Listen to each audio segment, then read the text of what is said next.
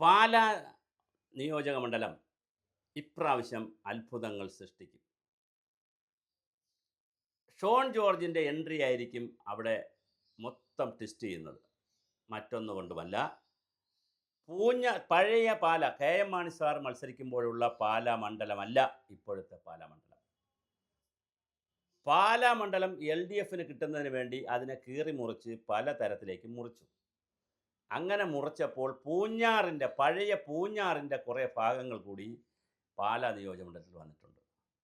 അത് ഷോൺ ജോർജിന് ഗുണകരമായി വന്നേക്കാം.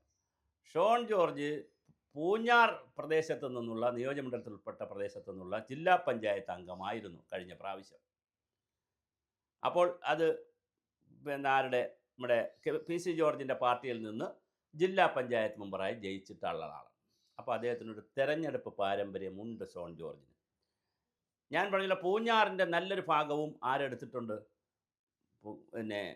പാലായിൽ വന്നിട്ടുണ്ട്. മാണി സി കാപ്പൻ ശക്തനായി അവിടെ തന്നെ ഉണ്ട്, അടിത്തട്ടിലുണ്ട്, വളരെ അടിത്തട്ടിലുണ്ട്. യു ഡി എഫിന് അനുകൂലമായൊരു ട്രെൻഡാണ് സംസ്ഥാനത്താകെ നിൽക്കുന്നത്. മാണി സി കാപ്പൻ ജയിച്ചാൽ മന്ത്രി ആകുമെന്ന് വേണമെങ്കിൽ അവർക്ക് പറയാം. ആകുമോ ഇല്ല എന്നുള്ളതൊക്കെ രണ്ടാമത്തെ കാര്യം. പക്ഷേ 2.5 വർഷത്തേക്കെങ്കിലും, ഈ 2.5 വർഷമൊക്കെ ഇപ്പോൾ പ്രാക്ടീസ് ചെയ്ത് തുടങ്ങിയല്ലോ കേരളത്തിൽ. അതായത് ആദ്യത്തെ ഇപ്പോൾ ആൻ്റണി രാജു 2.5 വർഷം, ഗണേശൻ 2.5 വർഷം, അങ്ങനെ 2.5 വർഷമൊക്കെ ഇപ്പോൾ വന്നല്ലോ. അപ്പോൾ അത് അങ്ങനെ വന്നതുകൊണ്ട് അങ്ങനെ ഒരു പരീക്ഷണമൊക്കെ നടത്തിയും മാണി സി കാപ്പനും രമയ്ക്കും ചിലപ്പോൾ 2.5 വർഷം വീതമൊക്കെ കൊടുക്കാനുള്ള സാധ്യതകളൊക്കെ കാണുന്നുണ്ട്. കെ രമ വീണ്ടും അവിടെ നിന്ന് വടകര നിന്ന് ഈ ഒഞ്ചിയ ഭാഗത്ത് നിന്ന് രമ വീണ്ടും MLA ആയാൽ, അതുപോലെ തന്നെ മാണി സി കാപ്പൻ MLA ആയാൽ ഒരു 2.5-2.5യുടെ മണമൊക്കെ അടിക്കുന്നുണ്ട്.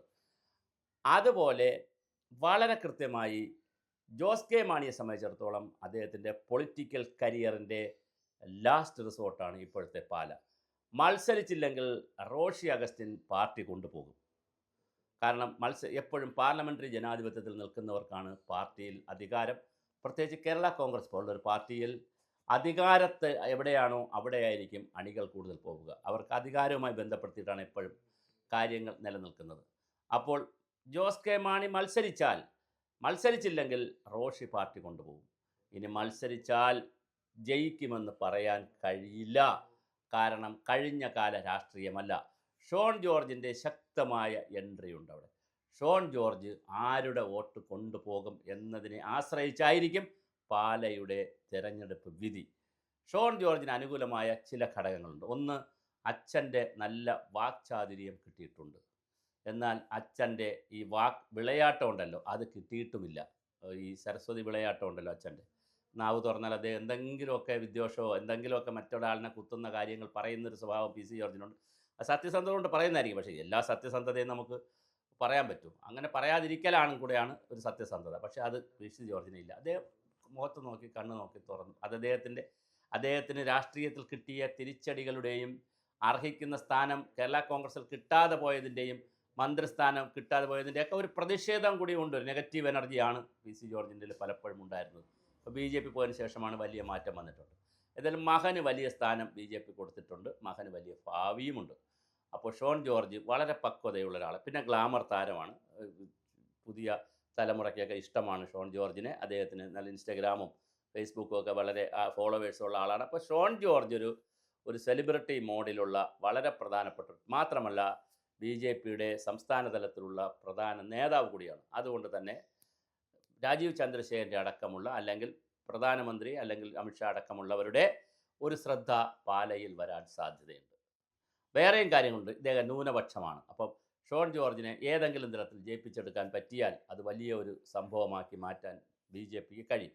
അതുകൊണ്ട് BJP അവരുടെ അരയും തലയും മുറുക്കി പാലയിൽ കോൺസെൻട്രേറ്റ് ചെയ്യാനുള്ള, കോട്ടയം ജില്ലയിലെ പാലായിൽ കോൺസെൻട്രേറ്റ് ചെയ്യാനുള്ള എല്ലാ സാധ്യതയുമുണ്ട്. ക്രിസ്ത്യാനിയുമാണ്. ക്രിസ്ത്യൻ ബെൽറ്റിൽ ഒരു ഉലച്ചിലിപ്പോൾ ഉണ്ടായിട്ടുണ്ട്. BJPക്ക് വോട്ട് ചെയ്താലും കുഴപ്പമില്ല. അപ്പോൾ ഇങ്ങനെ ഷോണിന് അനുകൂലമായ കുറേ കാര്യങ്ങളുണ്ട്. എന്നാൽ മാണി സി കാപ്പന് അനുകൂലമായ കാര്യങ്ങളുമുണ്ട്. അദ്ദേഹം നിരവധി വർഷങ്ങളായി മാണി സാർ ഉള്ളപ്പോഴൊക്കെ തന്നെ അവിടെ ഉണ്ട്, ഇപ്പോഴും അവിടെയുണ്ട്. അദ്ദേഹത്തിൻ്റെ സാന്നിധ്യമാണ് അദ്ദേഹത്തിൻ്റെ വിജയം.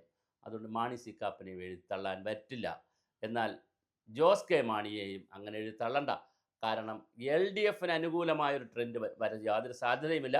പക്ഷേ ജോസ് കെ മാണി മത്സരിച്ചാൽ തോറ്റു പോകാനാണ് സാധ്യത. എന്നാലും ജയിക്കാനുള്ള ഘടകങ്ങൾ ഞാൻ പറയാം.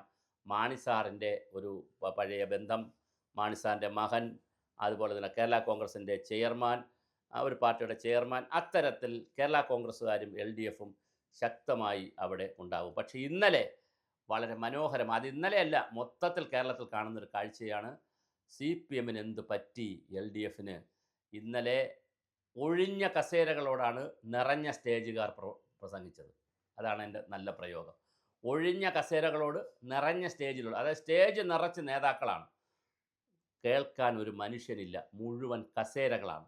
ജോസ് കെ മാണിയുടെ മധ്യമേഖല ജാഥ ഇന്നലെ അവസാനിച്ചപ്പോൾ അതിൽ മുഴുവൻ കസേരകളാണ്. ഈ ഇടതുപക്ഷത്തെ മൂന്നാമത് ഭരണത്തിലേക്കുള്ള പ്രസംഗം കേട്ടത്. ഒരു മനുഷ്യനില്ലായിരുന്നു. എല്ലാവരും വന്നവരെല്ലാം നിമിഷങ്ങൾക്കുള്ളിൽ അവിടെ നിന്ന് പോയി. വളരെ കുറച്ച് ആളുകൾ മാത്രമേ പങ്കെടുത്തിരുന്നുള്ളൂ. അപ്പോൾ അതെല്ലാം നൽകുന്ന സൂചന ഇടതുപക്ഷത്തിനൊരു ട്രെൻഡ് കേരളത്തിൽ കുറയുന്നു ഈ തെരഞ്ഞെടുപ്പിനെന്നുള്ളതാണ്. അതുകൊണ്ട് തന്നെ ജോസ് കെ മാണി ജയിക്കുവാനുള്ള സാധ്യത കുറവാണ്. പക്ഷെ മത്സരിച്ചില്ലെങ്കിൽ അദ്ദേഹത്തിൻ്റെ രാഷ്ട്രീയ ഭാവി ഇല്ലാതാവും. മത്സരിച്ച് തോറ്റാൽ രണ്ടാം തോൽവിയോടുകൂടിയും അദ്ദേഹത്തിൻ്റെ രാഷ്ട്രീയ ഭാവി ഇല്ലാതാവും. അപ്പോൾ ജോസ് കെ മാണിക്ക് എന്ത് വില കൊടുത്തും ജയിക്കേണ്ടി വരും.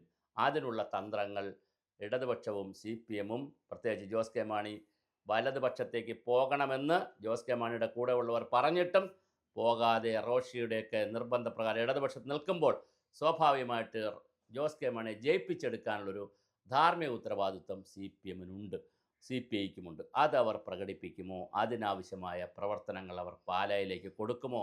പണപരമായും ആൾപരമായും സംഘടനാപരമായും അങ്ങോട്ട് കൊടുക്കുമോ എന്നുള്ളതും പാലയിലെ കൗതുകമുള്ള ഒരു തെരഞ്ഞെടുപ്പാണ്. അപ്പോൾ കേരളത്തിലെ കൗതുകമുള്ള തെരഞ്ഞെടുപ്പുകളിൽ ഒന്നായി പാല മാറുന്നുണ്ട്. ഞാൻ പറഞ്ഞ പോലെ 3 സ്ഥാനാർത്ഥികളും മോശക്കാരല്ല. ഷോൺ ജോർജ് നേരത്തെ ജില്ലാ പഞ്ചായത്ത് മെമ്പറാണ്. പൂഞ്ഞാറിൻ്റെ ഒരു ഭാഗം കൂടി അങ്ങോട്ട് പോയിട്ടുള്ളത് കൊണ്ട് പാല എന്ന് പറയുന്നത് ഷോൺ ജോർജിനൊരു പുതിയ തട്ടകമേ അല്ല. അദ്ദേഹത്തിൻ്റെ സ്ഥിരം തട്ടകങ്ങളിൽ ഒന്നാണ് പാല. അതുപോലെ തന്നെ ഞാൻ ഈ പറഞ്ഞ മാണി സി കാപ്പൻ, അദ്ദേഹത്തിൻ്റെ സ്വന്തം സ്ഥലം. അദ്ദേഹം നിരവധി വർഷമായിട്ട് അവിടെയുണ്ട്. KM മാണിക്കെതിരെ നിരവധി വർഷം മത്സരിച്ചു. മാണി സാറിനെതിരെ അവസാനം ജയിക്കുകയും ചെയ്തു, MLAയുമായി. ഇനി ജയിച്ചാൽ മന്ത്രിയാകും എന്നുള്ള ഒരു സ്പിരിറ്റും കിടപ്പുണ്ട്. പിന്നെ ജോസ് കെ മാണി ജയിക്കുകയും ഇടതുപക്ഷം വരികയും ചെയ്താൽ മന്ത്രിയാണ്, നിർബന്ധമായി മന്ത്രിയായിരിക്കും. പക്ഷേ ഇത് സംഭവിക്കണ്ടേ? അങ്ങനെ 3 സ്ഥാനാർത്ഥികളെ കൊണ്ടും സ്ഥാനാർത്ഥികളുടെ പേരുകൾ കൊണ്ട് തന്നെ വളരെ പ്രസിദ്ധമാകാൻ പോകുന്ന പാല നിയോജകമണ്ഡലം വളരെ വളരെ വലിയ തോതിൽ കേരളത്തിൽ ഒരു വലിയ ചർച്ചയാകുന്ന മണ്ഡലമായി മാറും. BJPയും ഒരു കൈ പയറ്റുന്ന മണ്ഡലമായി തന്നെ അവിടെ ഉണ്ടാവും. അവിടെ PC ജോർജിൻ്റെയും ഷോൺ ജോർജിൻ്റെയും ശക്തമായ സമ്മർദ്ദം ഉണ്ടായിരിക്കും, അല്ലെങ്കിൽ സാന്നിധ്യമുണ്ടായിരിക്കും. തീർച്ചയായിട്ടും പാല കേരളത്തിൽ വേറിട്ട ഒരു മത്സരത്തിൻ്റെ തീ പാറുന്നൊരു മത്സരം ഉണ്ടാകുന്ന മണ്ഡലമായി പാല മാറിയാൽ അത്ഭുതമില്ല. മാറാൻ തന്നെയാണ് തീർച്ചയായും എല്ലാ സാധ്യതകളും.